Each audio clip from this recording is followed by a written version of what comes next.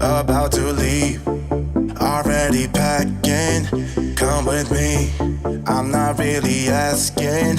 We'll get away to a place where we don't know.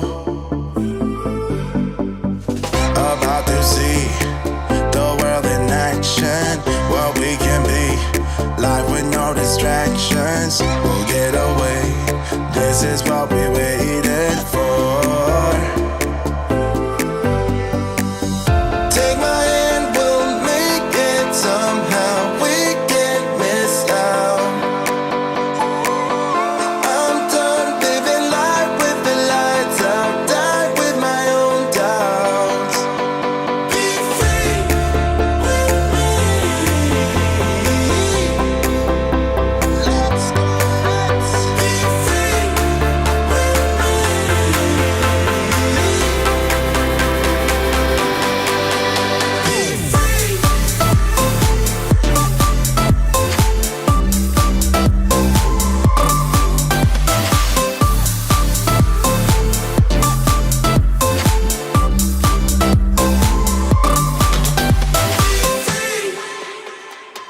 Not looking back, eyes on the freeway, Bonnie and Clyde, a classic cliche. We're on the run, this is what we waited for. Take my hand, we'll make it somehow. We can't miss out. I'm done living life with the lights out. Die with my own doubts. Be free.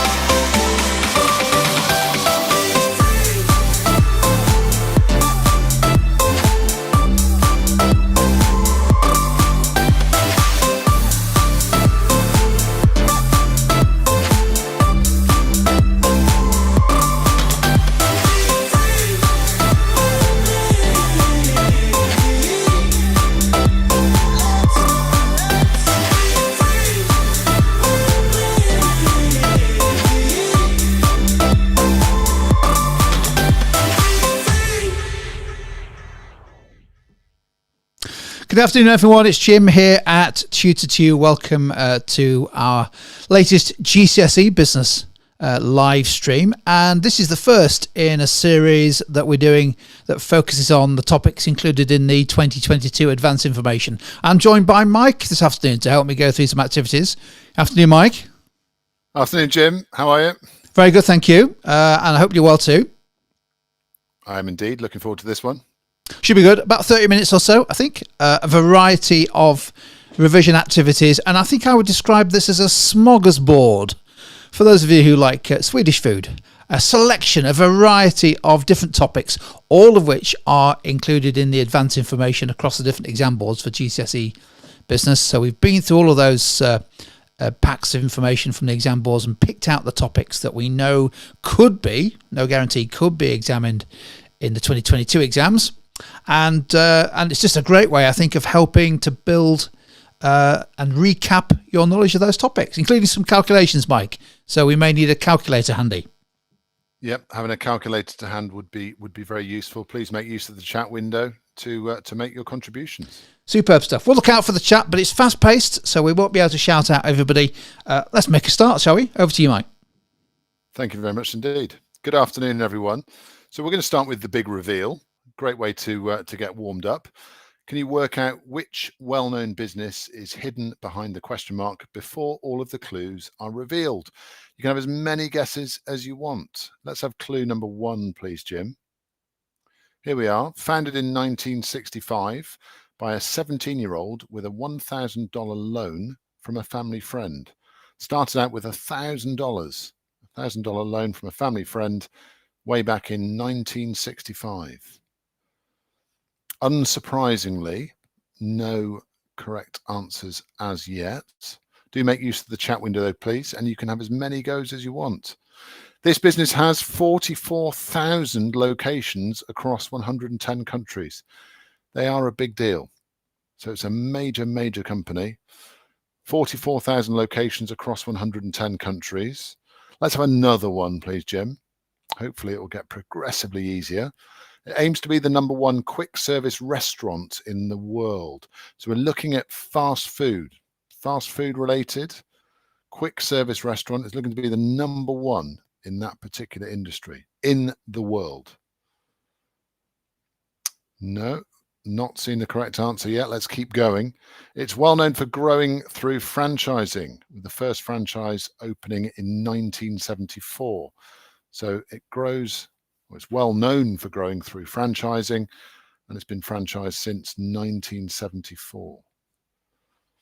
And let's have a look at the last one. It's the world's largest submarine sandwich chain. Thanks for the guess. We had McDonald's there after clue number 4. Not McDonald's, but we're in the right area.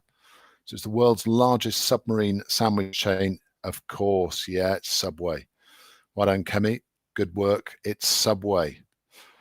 Well, that's a nice way to get started. Let's have a look at the first of our real business-related topics, looking at legal structure. So 60 seconds here to categorize the 8 items on the screen into one of 3 categories. So they're either going to be partnership, LTD, or PLC. 1 minute to do this. Off you go.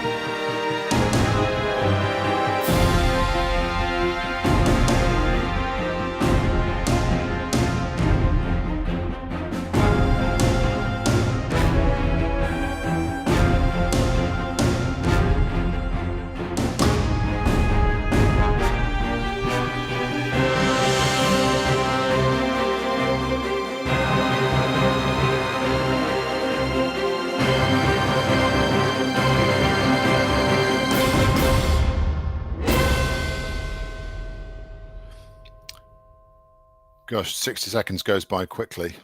That felt more like a minute. Answers in the chat window, please. You can simply put numbers in. So the numbers that you think correspond with partnership, the numbers you think correspond with LTD and PLC. You will have noticed by now that they don't divide up equally. We've got 3 categories and 8 items to categorize. If you're still working, that's okay. We'll give you a few more seconds. We're looking to categorize them under partnership, LTD, or PLC. All about legal structure then. Let's have a look at the answers, please, Jim. So they don't divide up equally. Partnership, of course, has unlimited liability. It's the only one of those 3 types of legal structure where there's unlimited liability. So number 8 has to go with partnership. It's an unincorporated business, unlimited liability because it's unincorporated. So number 1 also has to go with partnership. And a partnership can have between 2 and 20 owners. So number 4 also comes to partnership. So then perhaps the area of most difficulty between LTD and PLC. Well, with an LTD, number 3, shareholders are family and friends. And number 2, the shareholders often run the business on a day-to-day basis. So the shareholders are often more heavily involved in the day-to-day running of the business. Which leaves us number 6. Shares are traded on the stock exchange, PLC, public limited company. Shares are traded on the stock exchange so they can be bought and sold openly. And number 5, PLC, particularly with flotation, they attract lots of media attention.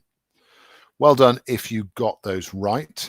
Jim, I think over to you for our next activity, a bit of bingo. Yeah, thanks, Mike. Yeah, that's a really crucial area, isn't it?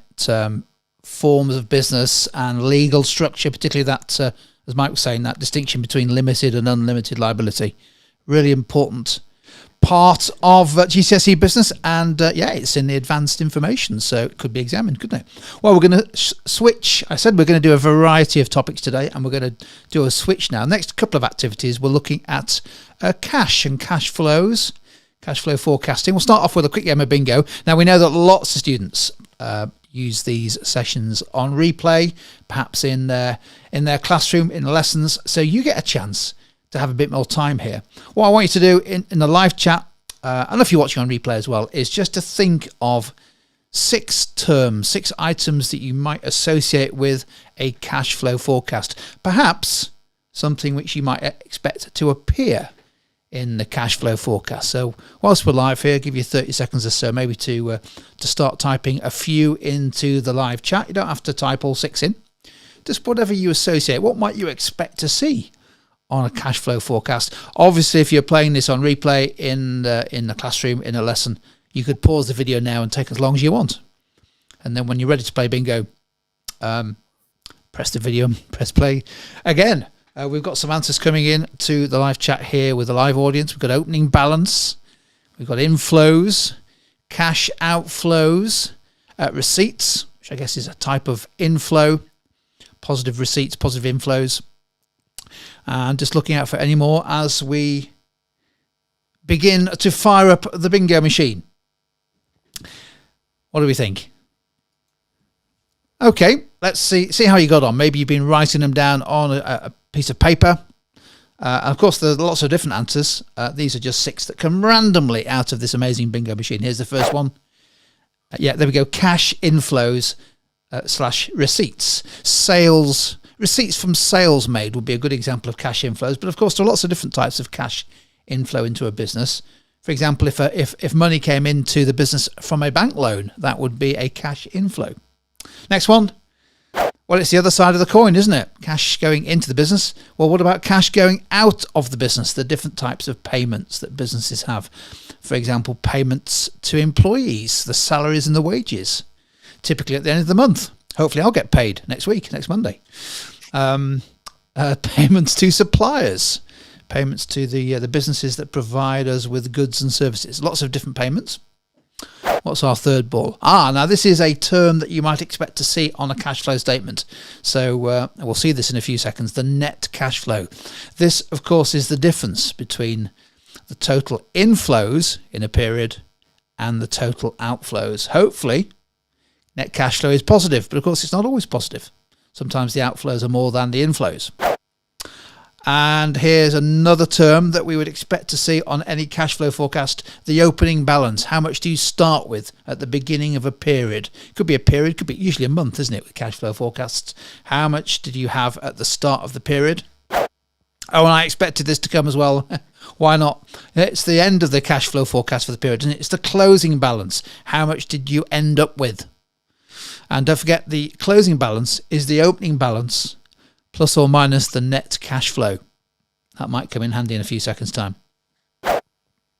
Oh, and here's a term that isn't really on the cash flow forecast, but it's a critical part, isn't it, of cash flow forecasting. It's this whole idea that a forecast is a prediction. You're making, hopefully, an educated guess as to what's going to happen in the future, what the inflows and outflows will be. Hopefully you manage to forecast them or predict them, or even better, forecast them accurately. But it's a key limitation of cash flow forecasts that they are based on predictions and therefore likely to be, they were very unlikely to be perfect, but quite likely to be inaccurate. Excellent. Hopefully you got all 6 of those. There's lots of other terms associated with cash flow forecasts, and we'll come across some of those here by this activity, this 60-second challenge. So, as Mike says, 60 seconds isn't long, so I'll give you a few extra seconds to contemplate what's on the screen there. And here's the task. Using the information in the table there, calculate the missing figures in the cash flow forecast. So we've got some missing figures there. And then the average closing balance across the 2 months. Now, we're given one of the closing balances in February, but we need to fill in the missing numbers in order to calculate the closing balance in January. So a little bit of work to be done. You can work out the missing numbers from everything that's there. So what do we think? Let's work through the answers by giving you 60 seconds. Here we go.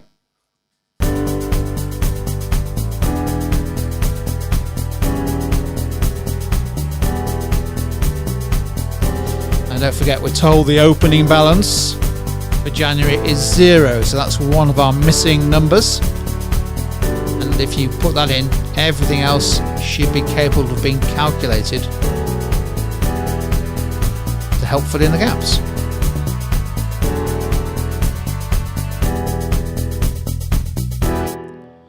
Clock's ticking along now. We've still got some more seconds, so plenty more time. Got an answer, a very quick answer in the cash flow, the live chat that suggests that the closing balance in January might be £20,000. Let's have a look in a second. I think you could be right. Therefore, that will help you calculate the average closing balance. A few more seconds if you're having a go at that live. And on replay, of course, you could stop the video and give yourself as long as you want. Let's go through it then. So I mentioned that the important information was that the opening balance for January is 0. So we can start to work out the missing numbers. Well, firstly, we know that the cash outflows in January must be £10,000 because we were told that in January there's a net cash flow of 20,000 and cash inflows were 30. Well, if cash inflows were 30 and the net cash flow is 20, that must mean that £10,000 went out as an outflow. So there's our first missing number. We were told the opening balance for January was 0, so we can slot that one into the table. And therefore, as it was Kemi in the live chat, as was correctly identified, therefore the closing balance for January must be the net cash flow for the month, £20,000. So we started with nothing in January. In the month, we had a net cash outflow, or net cash flow of 20,000 positive. Therefore, the closing balance must be £20,000. Now, don't forget, this is really important, the closing balance at the end of one period becomes the opening balance at the start of the next period, and therefore it must have been £20,000. And we can calculate £20,000 as being the net cash flow, as being the difference between 50 and 30. So yeah, as was correctly identified in the live chat here with our students, we have two closing balances, 20 and 40. Therefore, the average of those two must be £30,000. That's £60,000 divided by 2. So that was the answer to the final question there, the average closing balance.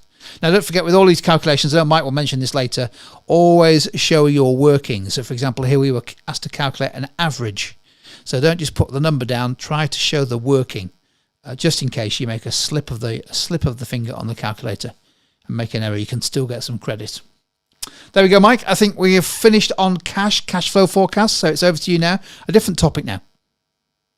Thanks, Jim. Yeah, absolutely spot on with the advice there. Whenever you're working with numbers, please show your workings. And the reason for that is because if you do get the final answer wrong, you may still be able to get some credit, some marks, if you can show some understanding in your workings. So use that as part of your response. This activity is called Give Me Three, and we're going to look at investment now. Really important topic, and on the advanced information. So give me 3 types of investment that businesses can undertake, or 3 things that a business might invest in. Okay, so give me 3 things a business might invest in. Use the chat window. You don't have to do all 3 of them at once. You can do them individually. You may not be able to think of 3, but 3 things that a business might invest in. A few more seconds.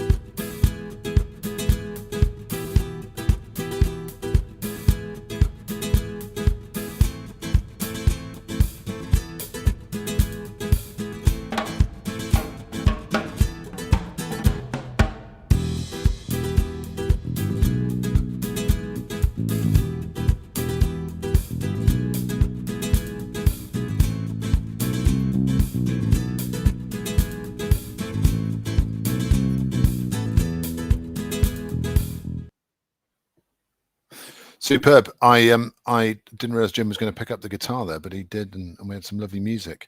3 things a business might invest in, or 3 types of investment the business can undertake. They might be investing in new machinery, new equipment. They might be investing in new vehicles, or they might be investing in new buildings. So different types of investment that businesses can undertake. And that list is by no means conclusive. You might have different ones, but investments examples shown on the screen. And we're going to take that into our next activity, because we're going to look at investment appraisal. I'm going to look at average rate of return. So we've got a 30-second challenge coming up, and then immediately afterwards, a 60-second challenge. So 30-second challenge, using the information in the table, calculate the average rate of return for this investment, which is expected to last 3 years. I'd like to give your answer to 2 decimal places, and you'll note that that is written on the screen. Give your answer to 2 decimal places. 30 seconds, try to work out the average rate of return for this investment, which is going to last 3 years. Good luck.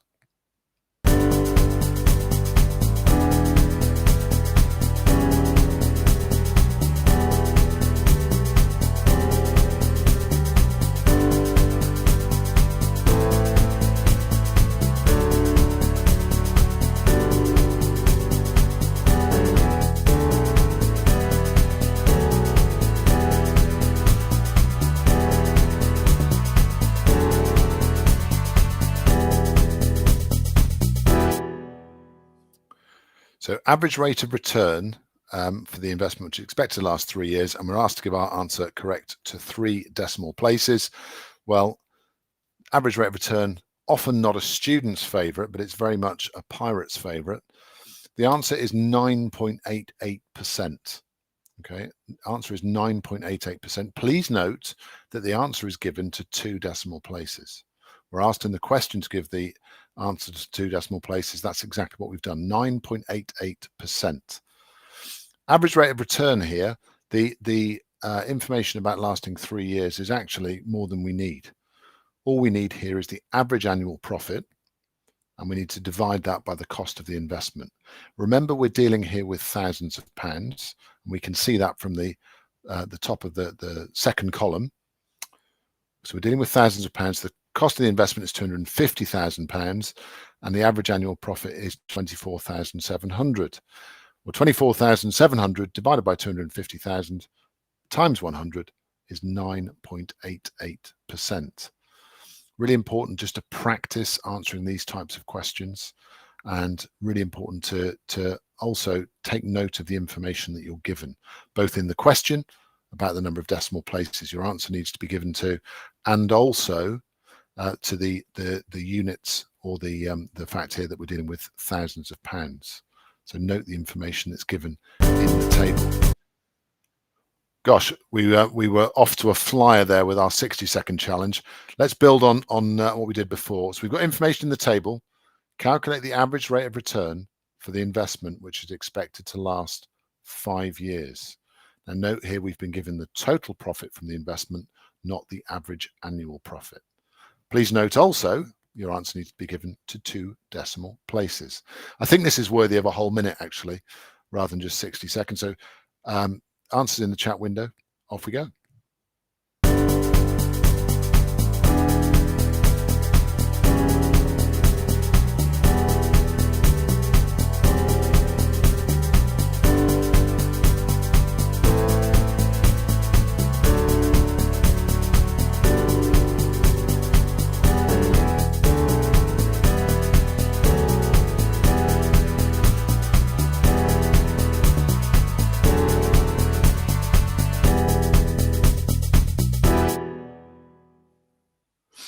Well, we've had an answer in already, which is very impressive. A minute to answer a question like this, even with my introduction at the start and reading of the question. You know, it's quite ambitious, so don't be alarmed if you're not able to do it in that time, if it takes a bit longer, particularly when you're practicing. As you practice and you become more familiar with these style of questions, you'll become more efficient as well. Another good reason to undertake the practice. So we've had an answer in from Kemi of 10%. let's have a look and see how accurate that is. And we can see that it's absolutely spot on. Well done, Camille. Superb. The answer is indeed 10%. I said to you that we aren't given the average annual profit in this question. Unlike in the 30-second challenge we did before, we're not given the average annual profit here. So we need to work that out. The total profit from the investment is £100,000. The average annual profit, therefore, is 100,000 divided by 5, which is £20,000. The average annual rate of return, therefore, is 20,000 divided by the cost of the investment, which is 200,000, times 100, which is 10%. Superb. Well done if you got that right.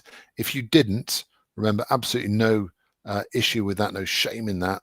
It's so important to be able to practice these questions, and part of the learning curve is to be able to make mistakes as well.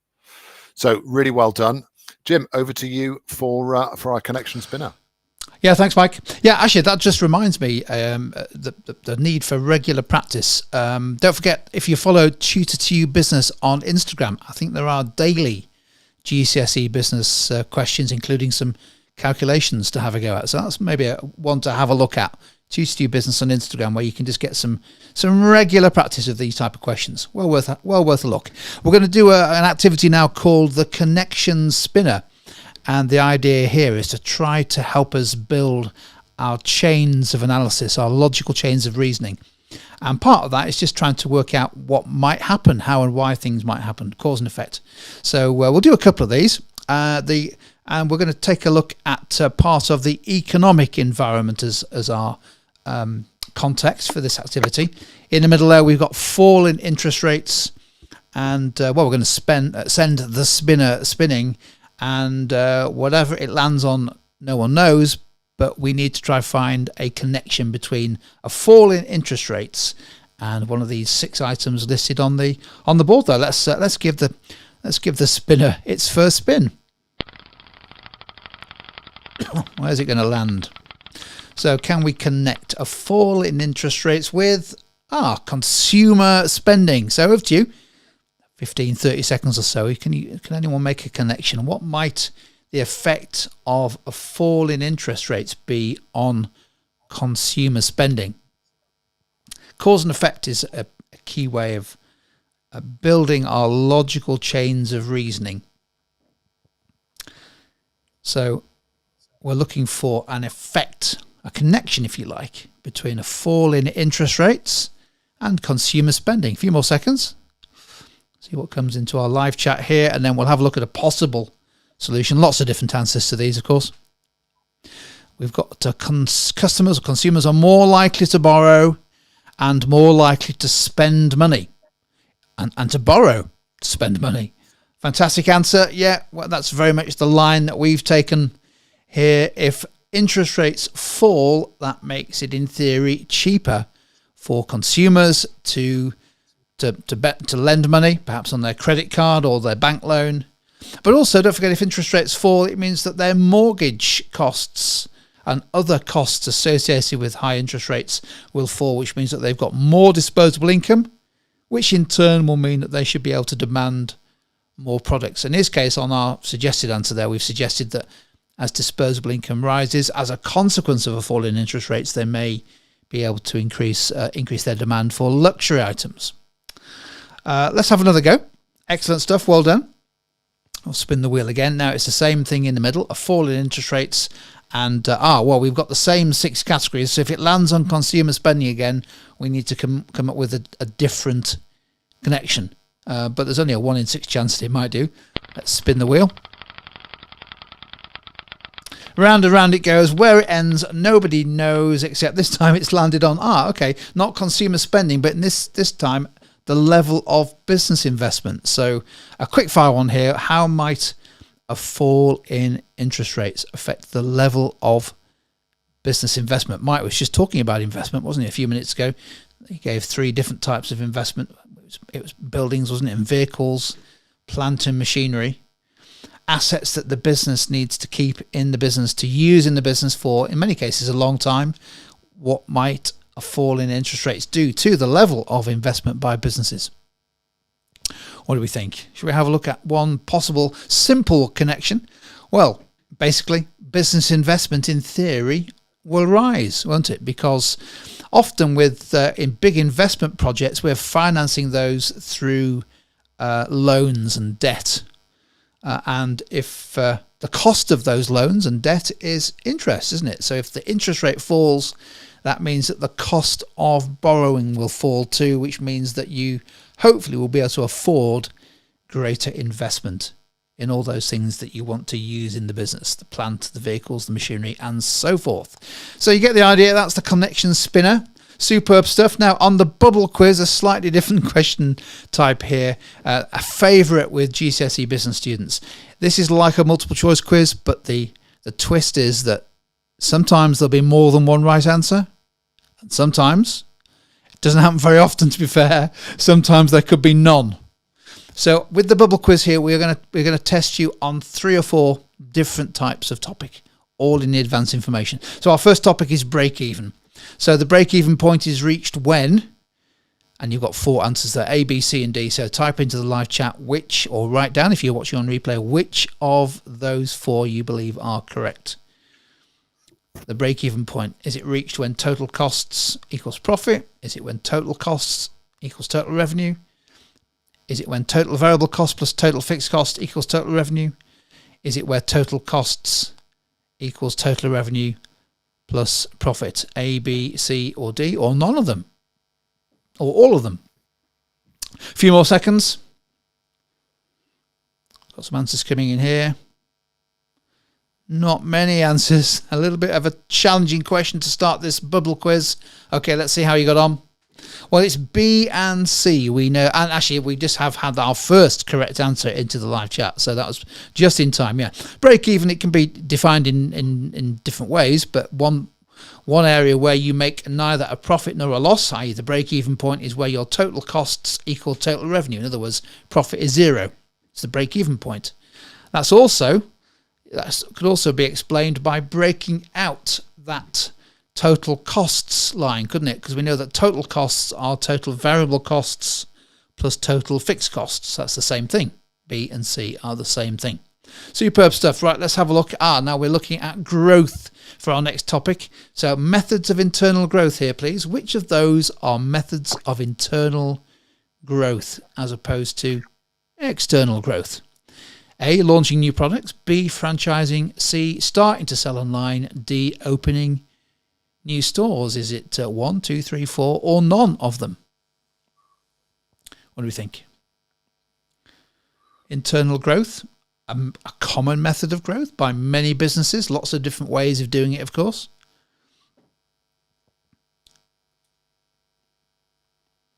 What do we think?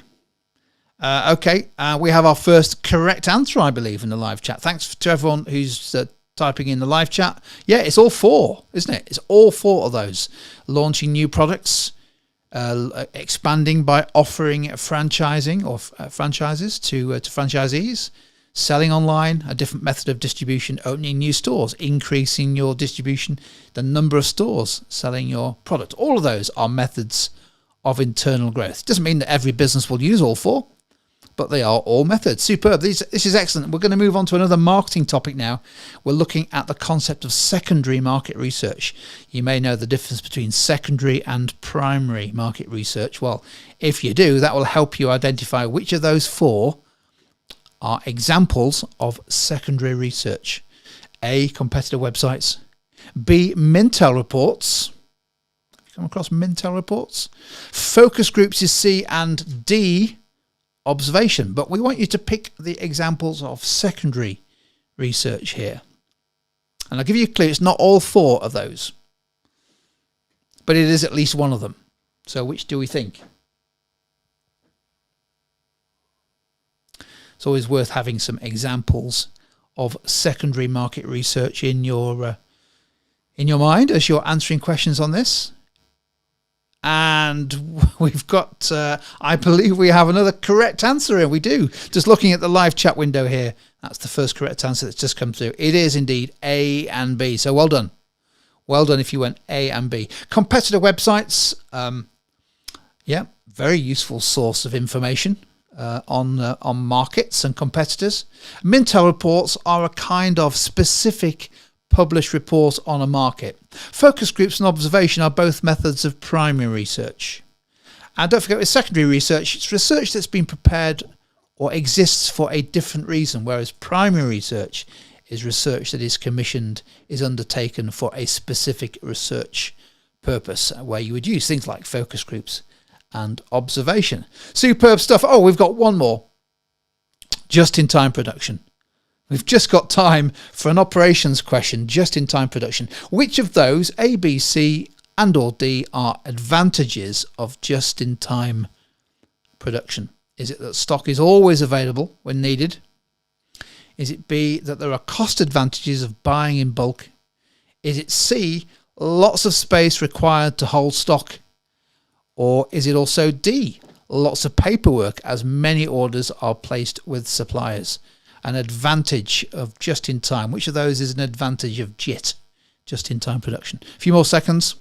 I think this is a really hard question, actually, so if you watch on replay, maybe give yourself a little bit more time. And the answer is none of them. It's one of those, Mike. None are correct. We don't often get this.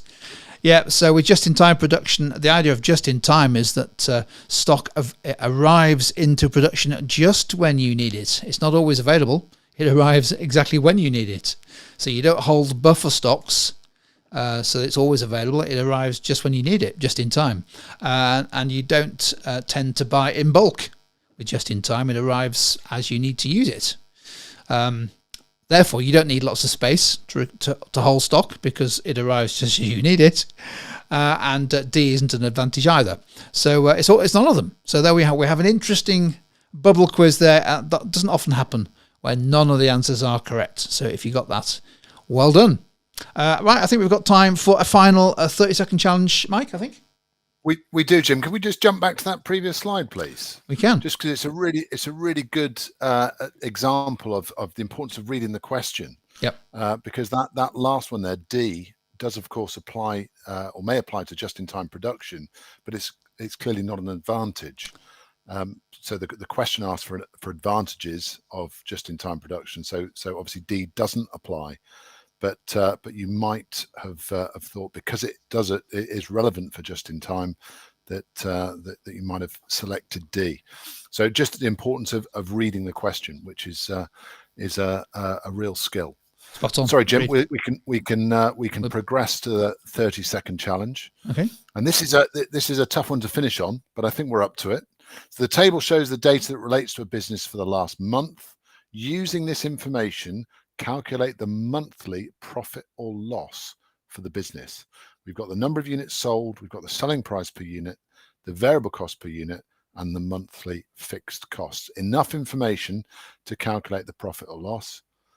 We're going to give you 30 seconds on the clock. We'll actually give you a little bit longer, I think. Let's go.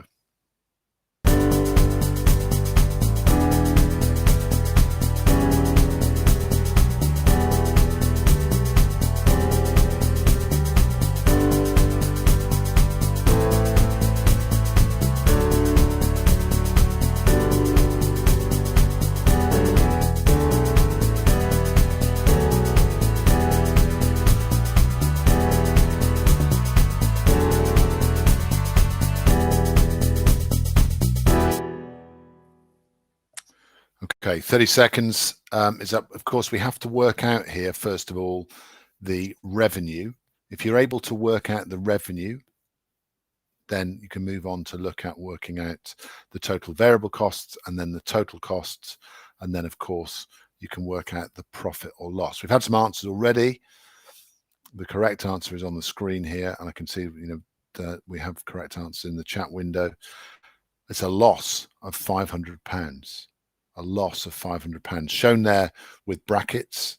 Okay, brackets around the £500. It's a £500 loss. Revenue, first of all, number of units sold multiplied by the selling price, 1,400 multiplied by £8.50, a revenue of £11,900. We'll need that in a moment. Let's work out the total variable cost first, which is the number of units sold multiplied by the variable cost per unit. which comes to 8,400. And then total costs, we must factor in, of course, those fixed costs as well. So total costs add up to 12,400. 11,900 minus 12,400 is a loss of £500. Multiple stages there. If you understand and remember your formulae, how to calculate revenue, how to calculate total variable costs, how to calculate total costs, and then profit or loss from there, that's a big help. So learn the formulae first, and then you can substitute the figures.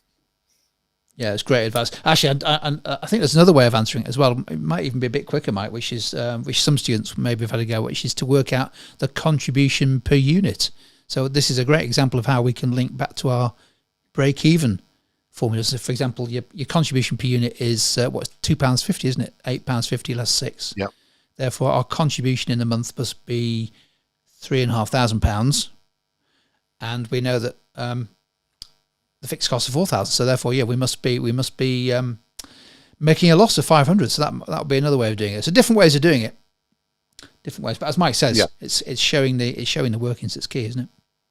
Absolutely, yeah, absolutely. So you know, there are two ways of working this out. It doesn't matter which way, you're going to get to the same result. Yeah. But it's just that confidence using these formulae and practicing. Practice. I think we've mentioned that. I think we mentioned it a few times. That was fantastic. I think looking at the live chat and the answers, I would say that I think today Kemi was our student of the day.